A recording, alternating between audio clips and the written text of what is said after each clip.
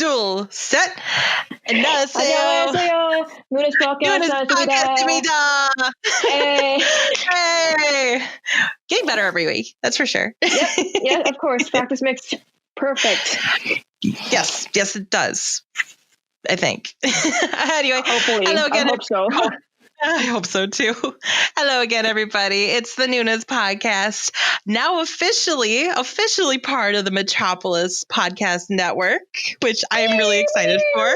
We're actually recording this the day that they dropped the whole entire back catalog of our episodes. Our recap episodes. Yeah, all of our episodes, which I kind of listened to a little bit of them throughout the day today. I was kind of hopping back and forth into them. I'm like, yeah, were you the one organizing all the? Were you the one organizing like the description and like the pictures selected in the videos?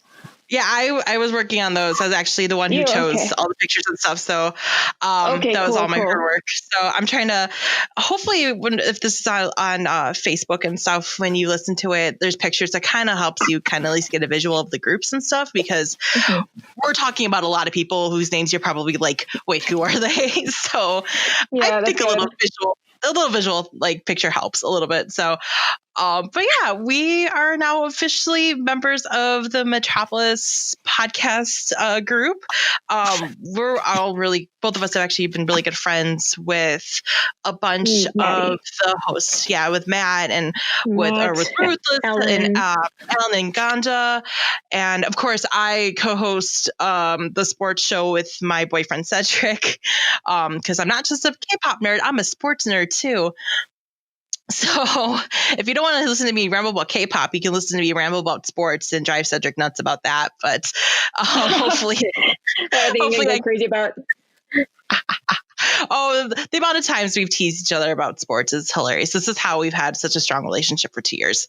But yeah, we're super excited to be part of the family. It's just, again, K-pop, we never thought, we're just two girls talking about K-pop, with some reckless abandon, I guess. So, I guess hopefully many people would be able to appreciate the genre more and be able to be gain more insight on what the business is all about and how the music goes nowadays, because they have some kind of a certain viewpoint of how K-pop, what they think K-pop is. So we're very glad to show more of the sides of the music and the artists and the ones who are active right now. Yeah, there's a lot of preconceived notions, obviously, of K-pop, obviously being manufactured and everything. So we're just here to hopefully, I don't know, like I said, like we've talked about previously on past episodes, how some of the groups we definitely stand are more towards actual production of their music. There's been a little more freedom of how the artists are actually doing their own music now. So things are changing. Someone asked me that do people do they write their own music, or is it the company does it for them? It's it would highly depend, but if they gain more experience, then they they do their own thing. So it also depends on the company too, and depends on the group. So but this week, still in the eye of this massive hurricane called Korean album comebacks. We're about to hit we're about to hit the second wave here next week. The second wave of COVID, the second wave of K-pop fever. I'd rather deal with the second wave of K-pop fever than the second or third wave of COVID, honestly. You don't die from it. I get more joy from the K-pop than I do from the COVID. Let's put it that way. Or pain from certain artists. It's pain I like. I'm apparently a masochist. I don't know.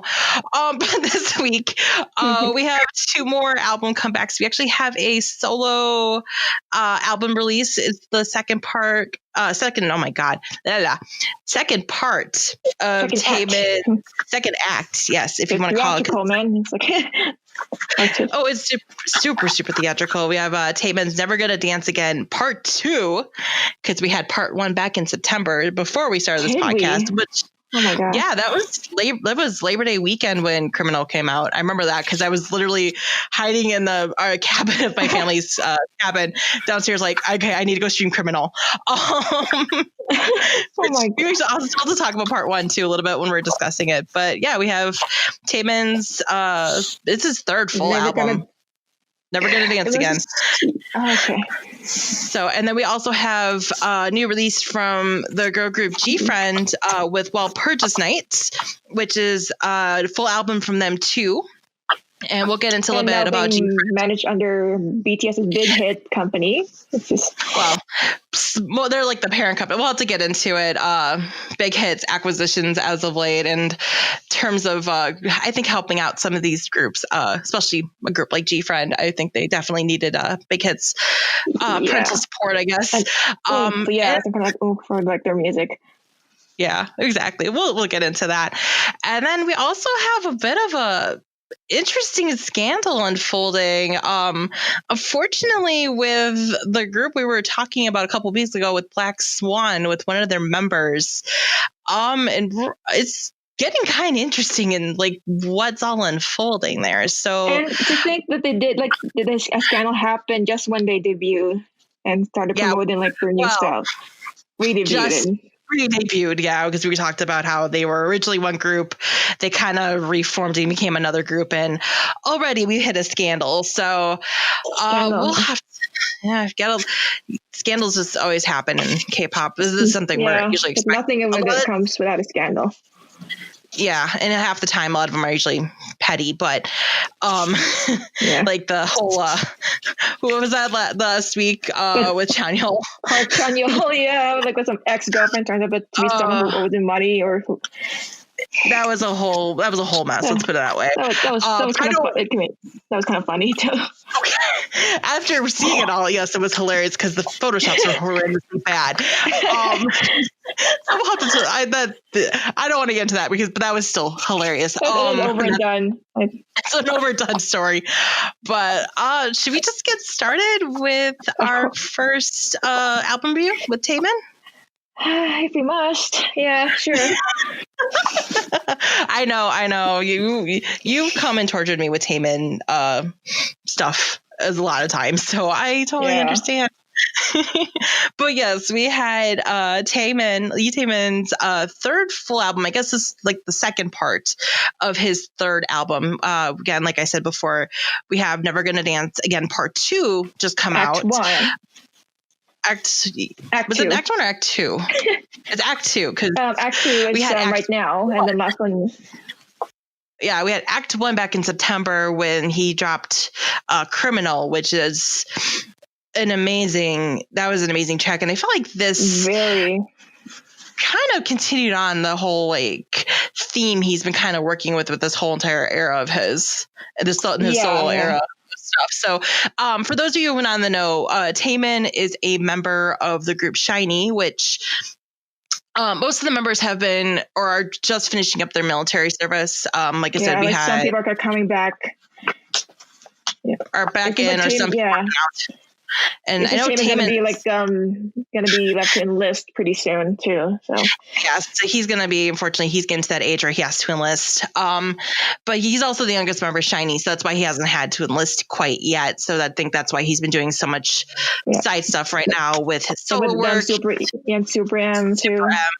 Yes. So for him, and I mean, I've always really dug Taemin's solo stuff. He's a very interesting artist in terms of his style.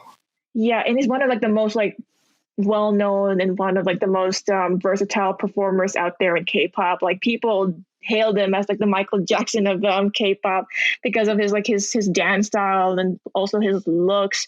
Like he's like because he's really popular with his androgynous persona, which he embraced it quite well, and it kind of like showed more of that with his recent album and as well as his music video too, and with Idea.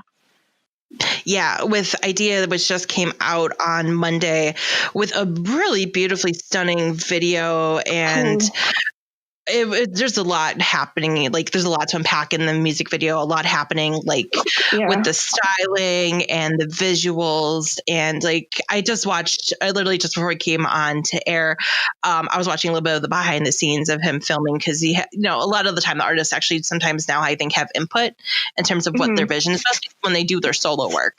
Because a lot of times the solo work is like what they want to do. And I've seen this with a lot of groups when they handle their solo stuff.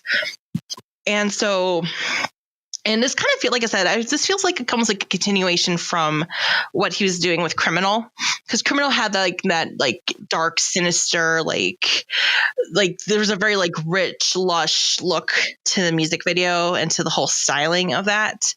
And I feel like it kind of like you had the dichotomy of that in Idea, because you had some of that like lush look, like with that pink jacket he's wearing when he's dancing, and then you also have like the stark like white that he's wearing, that white turtleneck sweat, like crop top sweater. It's like a visual, like a duality of him being looking like the innocent, pure Taemin, and then versus his like dark, very like sinister appearance of his it's almost like a devil like character, like a demonic character that he can like pull off sometimes. It's just and plus like how he mixes like his how he does like his poses, like how he does like this Christ figure, like this stretched out. Like I showed like a meme of that, Jenni, as well as like his like close up of his face. Like he always has like that, like him like looking down at you. It's like very very staple of Taemin's as a solo actor.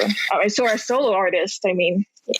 Yeah, I mean he like the one thing if you need to know anything about Taemin's style is that his choreography is super, super precise. Like you look at his like most iconic song, which is Move, and like that choreography is no doubtedly listed as one of the hardest choreographies to nail, because it looks deceivingly simple, but it all comes down to the details and his just like the movements of like his performance too.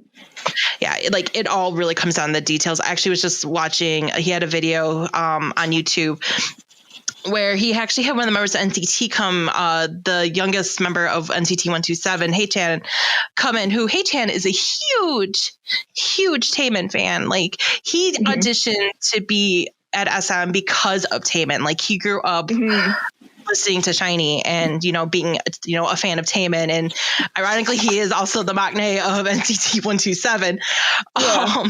But he's also, they have in common. It is. It was quite interesting to see like their, like, cause you could see Haechan just like nerding out a little bit. Being like he has like that dark eyes. But yeah, it was like, and yeah, because Taemin was even talking about, it's like, yeah, it's all in the details of like how he moves and the precision of it all. Cause like it really comes down to the minute details of his choreography. Yeah. And plus also like his the way how he dances, it's like, I can like really tell from like other artists like Kai or Jimin or something like that. Like his, how he dances, it's almost like a mixture of graceful and a bit of like sensual with an added twist of like this frantic seizure like movements into his like body. It's just like he starts shaking at one time. It's just like, man, how do you do that? I even tried to practice it like with some of like the parts from Idea. Like, man, how do you like do like the shake of when he's doing that really for Idea. Yeah, when he does, because he's the one he was breaking out of Haechan was the main move during Idea. And it's so like it's jerky, but it's very precise. It's insane. And so it's mind-boggling. Like he's such a really good dancer, really good performer. There's a reason. No one could replicate like but him. I feel like he's. It's amazing just like watching him perform on stage. Like I remember seeing a couple of stages for Criminal when he's performing that at music shows, which was insane because I think like it was seriously like right after, it was like he was promoting Criminal and then he's promoting Super M stuff, and now he's doing part 2 or doing act 2. Yeah. I don't know. I hope he gets a break soon. Hopefully. I hope this doesn't mean he's going in the military soon, because I'm going to be sad when he does. But I know it's inevitable. It's very inevitable soon. But it's the album itself. It's like too like he really, I think, delves into a lot of like darker content. Like it's very introspective. I find the album sound. Like you go like on the biblical stuff on like temptations and like being sent into some kind of lustful idea. That's how I got into like the 2 albums that he's put out this year, like with Never Gonna Dance Again.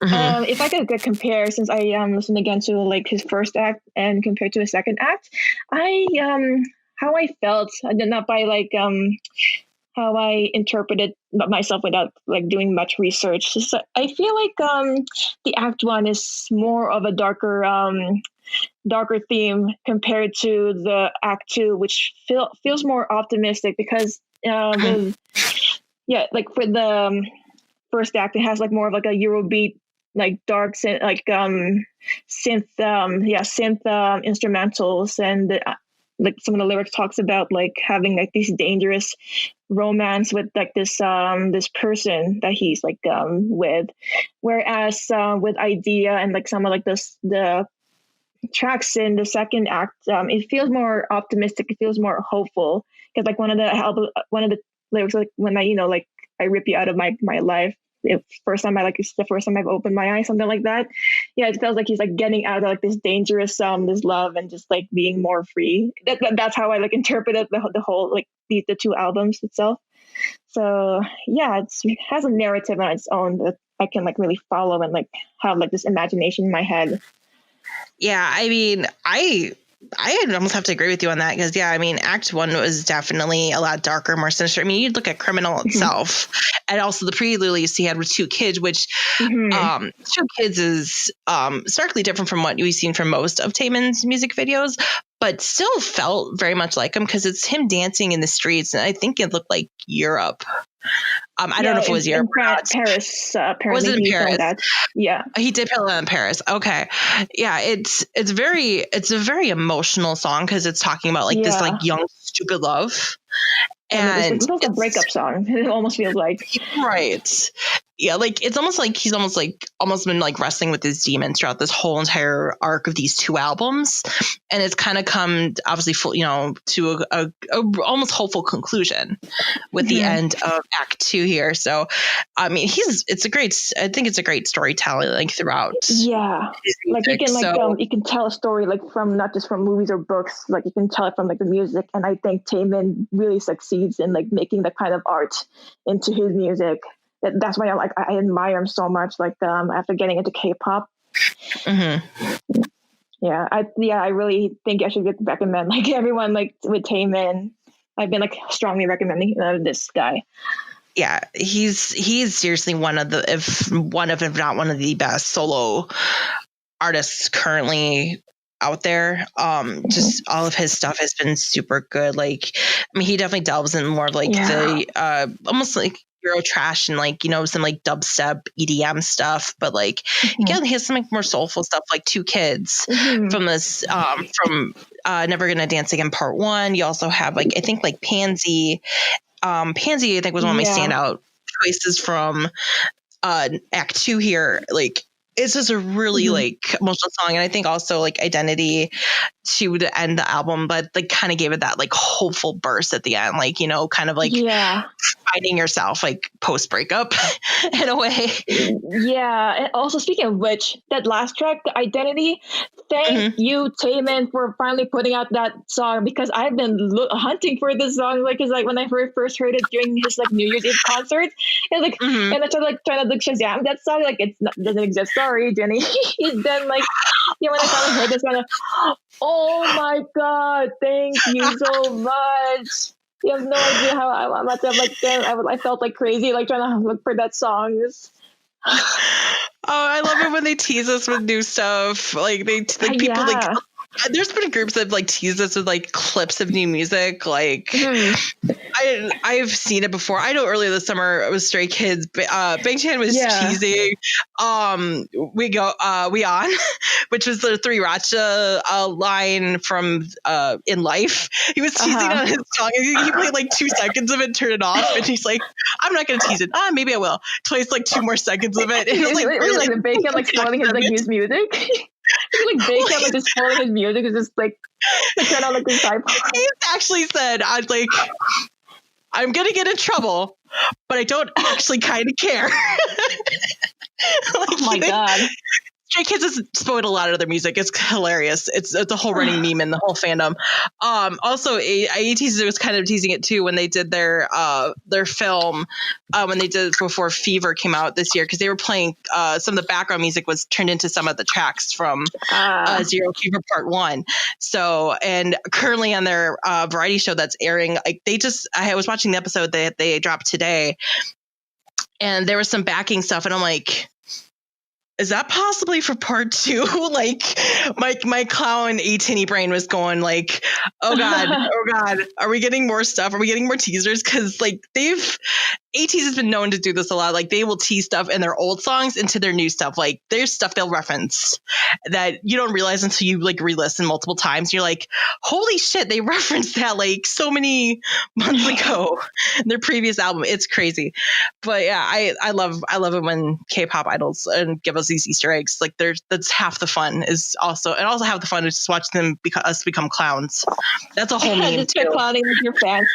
Yeah, that's the whole thing. They love to clown us. Oh, but yeah, I said, like I said, I think I'm gonna have this up in rotation. I can't get Idea out of my head currently. It's just such a good song.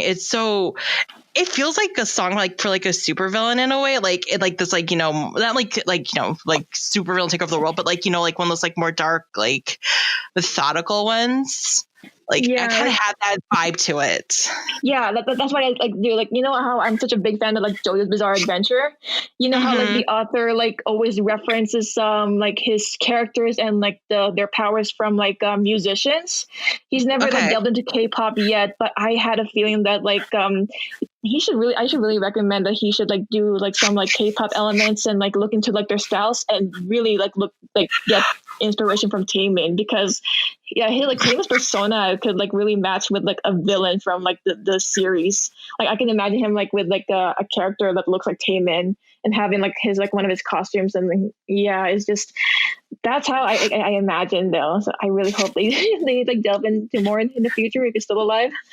I mean, yeah, I really dig it. It's dark, sinister, like especially once like that bass drops. Like I'm not gonna lie, I played it in my car and I had it kind of loud because I like to crank my music when I'm driving alone, and my car was shaking. If you visit Cedric again and he started like blasting that, you're like, what is this new devilry?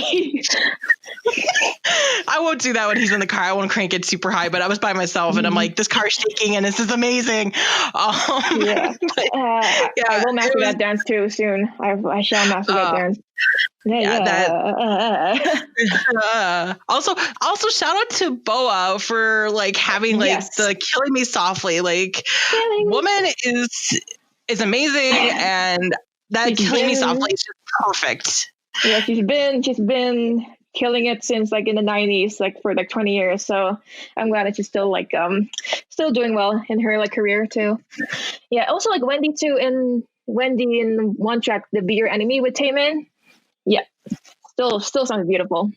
Her vocals coming in was beautiful. Like it worked so well with his vocals. So great collabs that he got to work with on this album too. And yeah, it's super solid. Like I haven't actually sat down like to play them completely through 1 and 2 together. I feel like I might need to do that now and just kind of like listen to the whole arc of this story, because it's so good.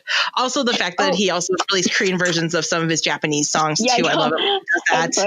The one he did like for Famous, that was like with his last the album, and he felt like did a Korean, but I prefer like the Japanese stuff. So some of the Japanese to Korean translations are a little wonky sometimes, but like some of his Japanese stuff is really, really good too. So Also, I want to make one of the tracks that I had like really easily recognized the most, or had like this like appeal, was Impressionable. It felt like if Tim Burton and Danny Elfman moved to South Korea and started like making like K-pop music, and their first customer was Taemin, because it had like the whimsical, creepy sound. And how dare Taemin put that right after Halloween?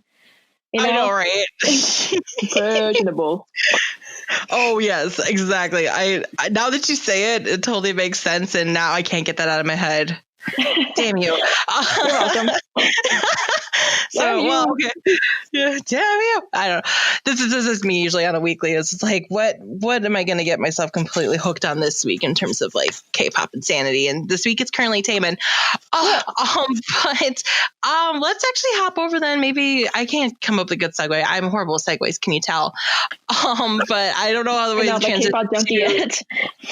We're not on this level yet. We're getting there. Smooth transitions. Eventually, I'm going to get there. We'll figure out some kind of segue system. I'm not sure. We'll find out. But let's go. Music or something. I don't know. But let's get into GFriend's current. Because it's GFriend, and it's very much it's for girlfriend, but they're called GFriend, and they just came back with their album Walpurgis Night and their single Mago. And that was also out on Monday, I believe, too, if I remember correctly. Yeah, they came out on Monday as well. So. Yeah. So, I mean, I haven't listened to a lot of GFriend. I mean, yeah, me neither. It's something their back catalog, but kind of been getting into them a little bit, mostly because of their acquisition to Big Hit. So interesting, their company, Source Music, which they're the only group under Source Music that's currently producing music. They weren't bought out, but the majority shares were bought by Big Hit Entertainment, which is, again, the parent company of BTS, TXT, the upcoming group in Hyphen. Basically slowly is becoming like part of the big three in Korea. I guess we're going to have to call it the big four now. Big four, yeah. It's going to be Big Hit. It's going to be part of them eventually here, as they keep acquiring more companies here. Like Disney style. Yeah, at least they give these companies, like, they're just more like a helping hand. Like, they're just like a parent, like, here, we're going to let you still do your own thing, but we're just going to give you some like money and just some like help just to kind of keep doing your own thing. And like, they've done this too with Source. Source was like their biggest one that they acquired back in July of last year.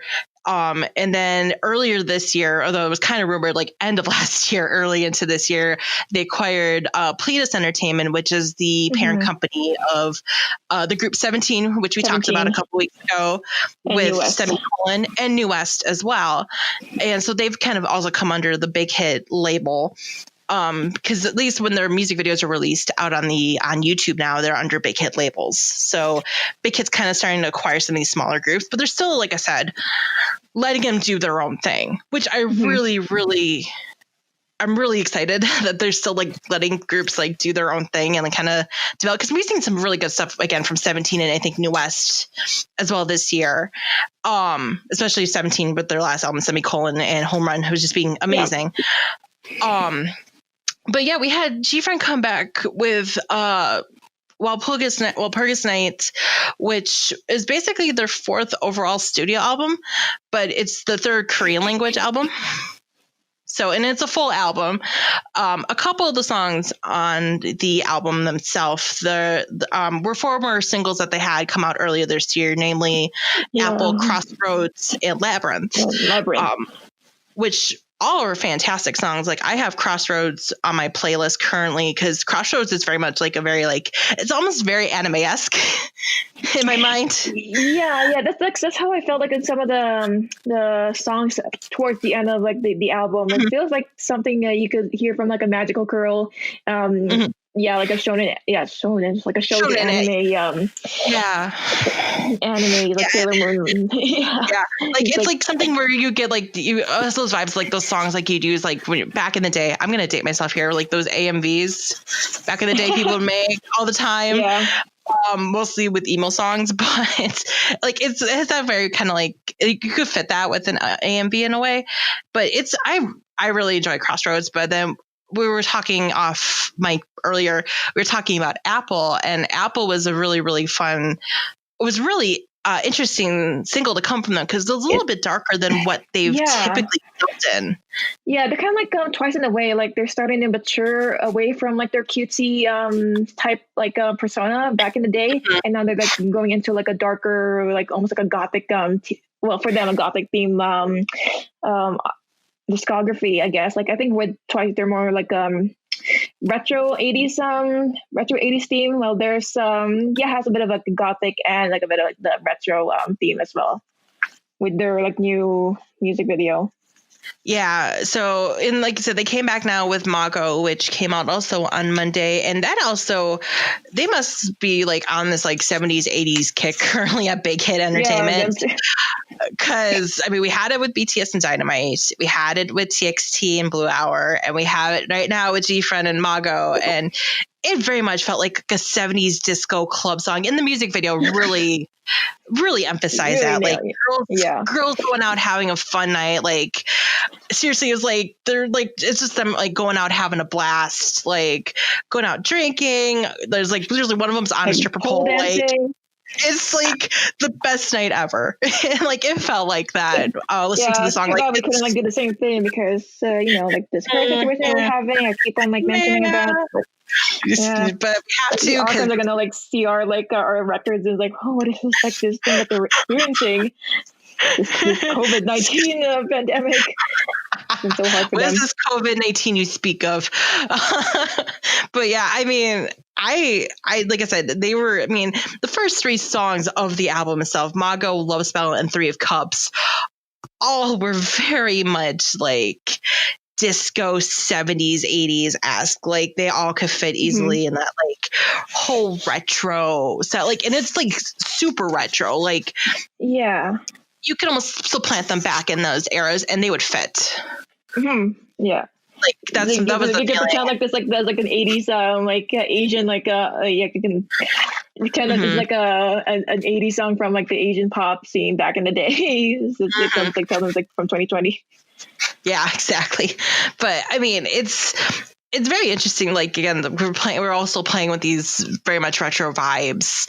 And I wonder, like, I'm starting to wonder now if like the retro vibes are just because of where we're at right now in terms of the culture, like going back to these eras that we like have that nostalgic kind of lens on things right now. Because I mean, because I first heard it like with like American music, and whenever I put on the radio and hear like Doja Cat's like say something like say so, even like with The Weeknd and as well as Miley Cyrus too. So yeah, everyone's been like getting into that subgenre these days.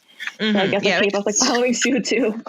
I guess, I mean, because even Twice was doing it too with I Can't Stop Me. It was almost playing with those 80s, and we had, with Everglow with La Di Da too. Yeah. So like it's becoming very prevalent in K-pop, all these or retro all pop sounds. Music. Even all pop music too. Yeah, everyone's playing with these retro sounds and experimenting with it, which like I said, could be good or bad. Am I still kind of getting towards the end of maybe it's kind of fading on me? I'm a little fatigued, maybe not. Like I said, I really dig Mago because I think it really fully embraced that whole disco sound to it. Like it's unabashedly like embracing all of it. Like it's like this is what we are. This is what we're doing. If you want to join in. So yeah, I really liked it. Like I said, it's different from but I really dug it. Yeah, I think like the whole album was pretty fine. For me, it felt like some of like the tracks felt like a bit off, I guess, when you like move on to like some kind of like a different sound. But then I realized that like the first side feels like more like a retro theme, whereas like when you go to the second half, I think they kind of felt like they're going back into like their original sound as GFriend, like, and also you can have like this imagination that you can hear like some of like the pop felt like you're like watching some kind of like magical girl anime show, like Sailor Moon. Not that I hate like not that I don't like where this is going, but I just took me a while to really appreciate like the sound of it, and yeah, it's still like a fine album for like a studio album. Well, and I'm looking at the liner notes here too for the album, and the album are tracks 5, 6, and 7. So like I said, we had the first 3 tracks were like very heavily like disco, like that retro sound, and then you kind of had to break off with GRWM, and then after that, the last 3 songs before you get into the repackaging from the previous solos are all subunit songs. So they're all broken down into subunits. Yeah. So 2 members per song, and so I think that's kind of where they started embracing back into what they think they're comfortable, because they all helped compose and write their own respective songs. Each of the members. So same with Twice too. Like we started like writing their own like music too.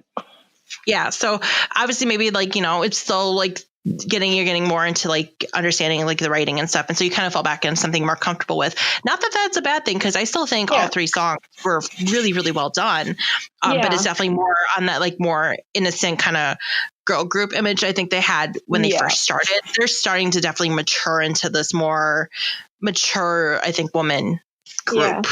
Yeah, I think it's like a good stepping stone of it, and I think I don't know how much like Big Hit was like wasn't doing like a much of input into like their album, but it feels like a really different now that they're under a new management. It's like I said, I mean, like I was looking at the liner notes, and I mean, Hitman Bang helped obviously with the solos for Mago and Apple, as well as with Love Spell, which is the second track on the and Labyrinth too, because he's been helping a lot with the solos, as well as P-Dog, who's like the one of the like. Or P-Dog, I think, only helped on Apple, but he's like the number 1 producer over at Big Hit. Like he's worked super, super close. He's really good friends with the members from BTS. Like they've all came through together, and he's one of the prolific like producer over at Big Hit. So if P-Dog's on it, like it's chances are it's going to be really, really good. So, into some gold here. Yeah, you're usually getting some gold. So, but yeah, I think, again, what Big Hit did with their acquisition with GFriend, I think kind of helped them also get more of a spotlight on them too, because you're under a bigger company that's going to obviously help you out and kind of pointing in the right direction, especially now somebody's prolific as Big Hit Entertainment has become.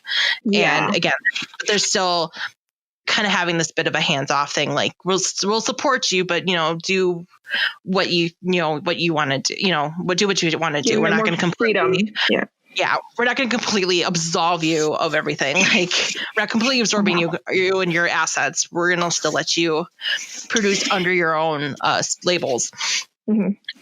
And just do your thing. So, although I'm kind of surprised, is GFriend performing on that New Year's Eve concert? Were they announced on that New Year's Eve concert? Okay. Yes, they are confirmed to be. So, I couldn't remember off the top of my head now, but it was announced earlier this week that Big Hit Entertainment is doing a huge New Year's Eve concert with like a lot of the groups underneath their label head, including obviously BTS and TXT. I know Hyphen is going to be there. Newest is going to be there. A couple of the solo artists too under Big Hit. Lee Hyun, a huge ballad singer. The only thing I was really disappointed is that 17 will not be 17, there. Man, it's like, oh man, we could have like a really good like crossover with like BTS and like 17 and US. It's just. Or even TXT too. It would have been just like super bummed about it. They had put out a statement saying we're not going to be at the Big Hit New Year's Eve concert because apparently they've been asked to perform somewhere else, but we have no idea where that's supposed to be yet. So where else do you have to perform to? Where says something important? Well, I mean, so rumor has it they might be performing in Japan, but I don't know. We'll see what happens. Obviously, New Year's here is going to be very much like I'm going to probably be in front of my computer watching stuff and drinking champagne by myself. Happy New Year. But I'm still excited about like seeing this idea. I want to see how this whole New Year's concert kind of all this collaboration with all these different groups under all these different companies coming together under the Big Hit banner and seeing how this is going to come off, especially again, because then Hyphen's performing and they literally have not debuted yet, but they will debut in 2 weeks. So there's a lot of like pressure. No, not pressure, but like excitement, I guess, and like anticipation of what they're going to do. Yeah. I mean, the Big Head's really been pushing them and stuff, and I'm excited. I know we're going to probably start getting a lot of teasers with them soon too, with them knocking on the doors here for debut day. So again, I might start looking into GFriend. I know a lot of their old stuff is very, very cutesy and very Twice-esque. Like if you want to compare them with somebody, I'd say you can compare them to Twice in terms of their sound, but they are definitely starting to, I think, mature in their sound and like playing with some more darker stuff and not going back to that as much. But I don't know. I'd be very interested to see what they come up with the future. I'm still going to have Crossroads on my playlist, though. I still enjoy that song. But I guess speaking of Crossroads, I told you I'm getting better with these segues. Speaking of Crossroads, we are currently at a crossroads here with a very interesting scandal that broke on Monday. That'd be Monday, November. K-pop doesn't exist without a scandal, apparently. 4 or 5. Yeah, seriously, never a dull moment in the world. So, if you remember a couple of weeks ago, we were talking about a group called Black Swan, who just basically re-debuted as they were a former group called Rania. Rania has had multiple instances where there's been scandals throughout this whole company. It's kind of been the history of issues. A bunch of like alternating the group, like group members and all that. It's just like it's just kind of like a doozy with that group especially. Yeah, so they literally had just come out, and they were literally, I think they were on the tail end of all their promotions for tonight, which was the debut single for Black Swan for this new iteration of this group. When it came to light that there's a fraud accusation out between a person and the member Hime. So according to Dispatch, which again, Dispatch is like the TMZ of the K-pop world, it was reported that Hime was facing a lawsuit over accusations of defrauding a man, referred to in the post here as A, out of about 50 million won, which approximately translates to about $45,000 US dollars. 45, yeah. Yeah. Formally filed a criminal complaint against Hime on October 26. Stated that he met Hime through social media in December 2018, and they exchanged direct messages on Instagram for meeting in person. In April 2019, Hime reportedly brought up her financial concerns due to a family problem and asked A to lend her 5 million won, which is about $4,500. It's reported that then she kept going back to the man ask for money because she was trying to get her own apartment and not be in the group storm. And it says A stated he spent a total of about 50 million won on Hime, including the loan of 5 million won, which is the initial 5 million won. The deposits and monthly rent on her office tel, which is the studio apartment she's renting. And other purchases and stuff. A said that they were not dating and there was no physical relationship between himself and Hime, telling Dispatch she hoped Hime would achieve success as a singer and felt sorry that she was unable to focus on music because of her money issues. Report continues saying that she spent most of the money on entertainment expenses and alleged that Hime used the office tel for secret dates with other men. Again, reportedly they weren't dating. In March, A reportedly asked Hime to pay him back the initial 5 million won loan and said she would.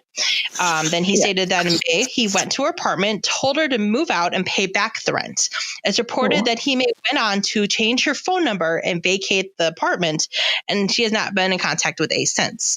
On November 10th, DR Music, which is the company that Black Swan is under, issued a statement addressing the claims with quotes from Hime herself. The statement refers to Hime as a former member of Black Swan and shares that she is appointed DR's music legal advisor to take legal action against A for intimidation, sexual harassment, and defamation due to the spread of malicious false information.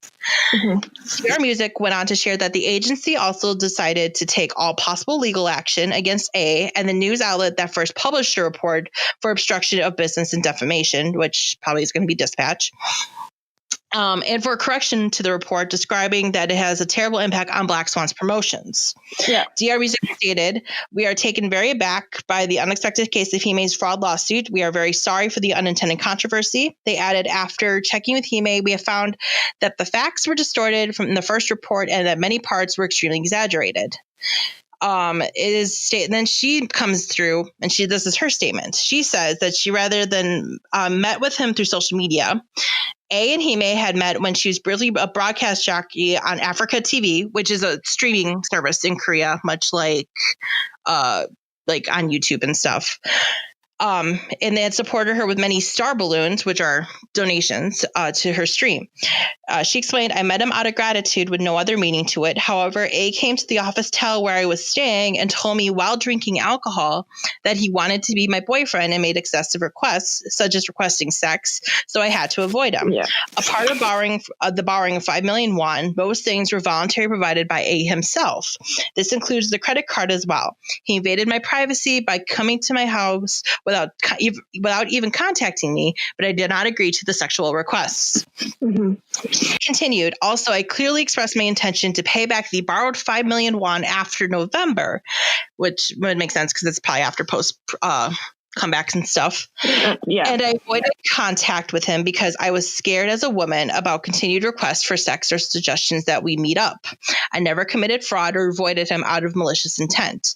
Since our promotions began, I can't disappear anyway. I will reveal all the details of my truth through the lawsuits." She continues, "I will not stand for how he described me as a strange woman by saying that I used the office tel to meet men in secret dates. I have a witness and evidence that will prove this is not true." GR Music also wrote that Hime is no longer under the agency, explaining that she has been under contract as a member of Rania since 2015 and that her contract ended on November 7th after promoting with Black Swan for their debut song. They continued, "Although the company has no duty to respond since this is a personnel matter, we are going to actively help Hime. This irresponsible malicious report tarnished a project that has been launched after so much effort, and we will not stand idly by."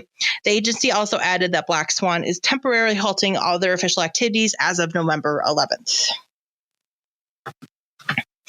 Yeah. But that was that could really be interpreted for a movie someday though. But yeah, it's just that's a doozy of a complaint. Like I said, never a dull moment in terms of K-pop scandals. But what are your thoughts on it, Jenni? I want to hear what you have to think about this. Yeah, I tried briefing the article myself before, and it's such a complicated thing. I couldn't really put my finger on who's more at fault here. I think it's it's just I'm not sure I'm not sure how they met each other, but or how they met each other in the first place. But it's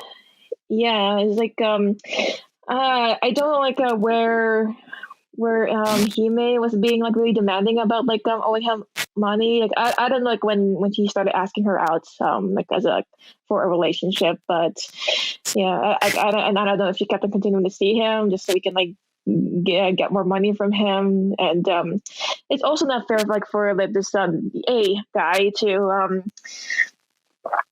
for pushing her towards these types of advancements and making her feel uncomfortable that she has to ditch him out of being uncomfortable. But it's such a sticky situation that it's unfortunately making the group itself having a bad name or having the scandal right after they debut. And I just hope hopefully they do it for the best. And I know it's kind of weird that he made his contact I guess she just started promoting the debut and just gonna leave after that. I don't know if that was but it's still kind of a weird timing that she had to go after being accused of fraud and then saying, okay, well, I was done anyway, so this is I take my leave for it. It just it makes it seem like the group is just off to a bad road, but hopefully maybe she resolves this issue. And she was being apologetic about I saw an article where she was being apologetic that this situation had happened, and hopefully they would like be able to move on from like that scandal, I guess, and be able to move on well without Hime. And I still wish her, like, I guess I still wish her the best. I don't know how much she was being like this for like a malicious intent from her part, but I don't know. Hopefully things will get resolved. Much like the Irene situation, hopefully like people would move on from that, or the Chanyeol situation too. Yeah, I will say you're taking this better than KNets, because I'm looking at some of the comments from KNets here, the translate comments, and they are ripping into her really badly. Like they're siding with A, which I feel like happens a lot. Like they don't like to take the objective road like we do here, like until all the facts are laid out. Yeah, but I mean, because it is a lot of he said, she said. Obviously, it'll be interesting to see what's going to happen in court. And a lot of these times, I feel like a lot of these scandals are like this. A lot of, he said, she said, and a lot of times companies will pursue legal action. And then if, a lot of times they'll get dropped or something, or there'll be like a fee or like a fine or something for the person who's purposely spreading malicious content. That happens a lot with a lot of different companies. There's always a bunch of like anti-fans or figures that would like try to tear like this one member down and like bringing the group all together into like a bad place. Again, like the whole Chanyeol incident, like the whole Chanyeol incident we had last week that we were following, and yeah, it's very interesting, but yeah, it's very curious because, like I said, they just debuted. They were performing on music shows during their performances of tonight, and then now they have to they're basically now suspending promotions because of this whole issue, because they don't want it to hurt the other members of the group. So, but then it sounds like her contract ran out on the 7th, but. So was she never going to continue on? Was she just part of this original like debut lineup and then continue? Like, there's a lot of interesting information. Yeah, it's very weird. It's very weird that they let her like I guess like finish her part of a debut and then just like dip out. And it doesn't really help that like the scandal happened and then they announced like, well, her contract's up anyway. So they make her leave. Like people like it make her look like she got fired more than like her contract got expired. Yeah, it's very bizarre. So it'll be interesting to see what's going to happen if anything does happen from it. I don't know what's going to happen with Black Swan as it is. Like I said, they're already kind of on shaky ground because this company again is notorious for having lots of scandals. So we'll see what happens in terms of. I feel really bad for like the rest of the groups though. Like, and that was really supportive of like having like they're bringing like welcoming members from who are not Korean or doesn't look Korean, like Fato, who was like Senegalese, and as well as Leia, who was like Brazilian and Japanese. Right. So I really hope it doesn't hurt their careers too. Yeah, so we can only see what happens from here. But yeah, I mean, I don't think we'll have to worry about any scandals because we're going to just be inundated with new music come the next couple of weeks here. Yeah, but I'm still worried because every comeback, someone was going to like trying to bring them down, right? So maybe like it's going to happen to BTS and like oh, Suga did this to me. Well, now at least thankfully the biggest scandal in BTS is the fact that we don't have Suga performing because of his shoulder injury, which I'm glad to hear. His brother actually put something on Instagram saying he's healing really, really well. So yay, I'm happy he's healing well. Good. Yeah, also the Jisung too, and from NCT, like he had a knee injury and it's not. I don't know if he's going to promote with the Resonance Part 2. So. Oh really? Aw. Yeah, also, I just went out to Wheein from Mamamoo. Went to the hospital. Everyone's getting injured all of a sudden. It's like, slow down, everybody, please slow down. It's not a race. So she had really went to the. I think she went to the hospital this morning because she's having back issues. So I haven't heard much, but I know she was in the hospital. So hoping all the best for Wheein so they can continue their promotions. I mean, if she's got to sit out, I understand. But yeah, I mean, God, the onslaught's happening. We have aespa's debuting next week. Oh my god. Aspa debuts next week. We have, at this rate, we're about a week away from Life Goes On dropping on YouTube, which, yes, I will be staying up for that because it drops at 11 p.m. my time. Yay for midnight Eastern Standard Time releases. Not 6 p.m. Korean time releases. But because we have BTS with B, and then we have NCT after that. And then we just found out this week we have 2 more comebacks happening on the 30th. So we've been talking about like 2 solos, 2 solo debuts. Or no, 2 debuts and then 1 comeback. We have 2 debuts and a comeback. We have obviously Hyphen's debut, which we've been hyping for a while because I'm really excited about that debut. And hyping. I like that. I've been hyping that debut. As well as we just found out this week that Kai from EXO. The demon Kai from EXO. The demon himself is going to finally dropping his first solo album, which is about time. Yeah, the poster looks frightening as well. It's just, oh my god, it looks like a Dementor with strings. Yeah, it's like, oh, he's going to ruin us. And then also found out this week that GOT7 finally announced a comeback. With a studio album. Their studio album, though, I'm not gonna lie, when they announced the title, it sounded like a little bit of like a finality. Yeah, it looks like are they gonna like freaking this band? Not trying to make some kind of theories, but like the title seems like the last. The end, blah, blah, blah. Yeah. Well, they are up for contract negotiations in January. That's for their 7-year contracts. So.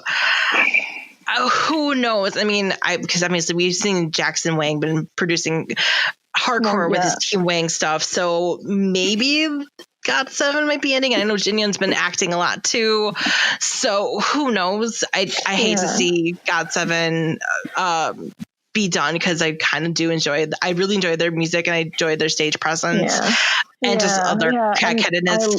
Like they're one of the most like over exaggerated, one of the most hilarious groups that I've ever come across because they're just so loud and just so like hyperactive. Like they're not like, and plus like their style is like way more boyish than other like boy K-pop groups. Like they do a lot of like really like aggressive like form of like choreography, which I really appreciate. Yeah, so it would just be interesting because even Not by the Moon, which was earlier, it's a little bit more of a ballad song, but it still has very masculine choreography to it. I still really dug. I really did Doug Die when that came out. I'd really Die was a really, really good album. There was a mini album that they released back in, I think that was April. It was really early this year. It's like I said, almost an eternity ago because 2020 time doesn't mean anything. So yeah, but Friday the 13th tomorrow too. So. Just letting you know too. And I actually have to go in the office tomorrow. I was just the whole okay, good, feel good K-pop tomorrow. Got it. But I guess before we have to, get ourselves ready for Friday the 13th tomorrow, do you have anything you want to plug, Jenni? I don't know. Well, just like other than like come visit my site and my pages on Jenni Designs at Instagram, and as well as my Facebook, my personal Facebook and personal IG and Twitter, and with RCL_Imego Jin, or you can look at my Facebook for Jin Liano, as well as my design pages as well. I'm pretty much everywhere on the social media page, and hopefully you can get to enjoy my artworks, and hopefully I get to provide more works pretty soon. Yes, check out her artwork. Her artwork is amazing. Jenni's artwork is amazing. But you can find me, Jenni. You can search me on Facebook. Just search Jenni Matisek. That's Jenni with an I. You can also find me on Twitter at Chaos Bulldog. Also on Instagram at Chaos Bulldog. I'm still horrible at posting. I'm trying to get better at this. I just need to have time because I have no time in the day for anything anymore. And also make sure to check out the other shows here on the Metropolis. Again, all really good content. If you anything and everything, this channel basically pretty much covers. We're just this really niche K-pop show in the corner here. So hi, thanks for listening. Anya. But with that, I think we'll call it another week, and we're gonna have to mentally prepare ourselves for next week because the onslaught is coming. This is the calm before the storm, you know what they say. It definitely is the calm before the storm. But with that, fighting.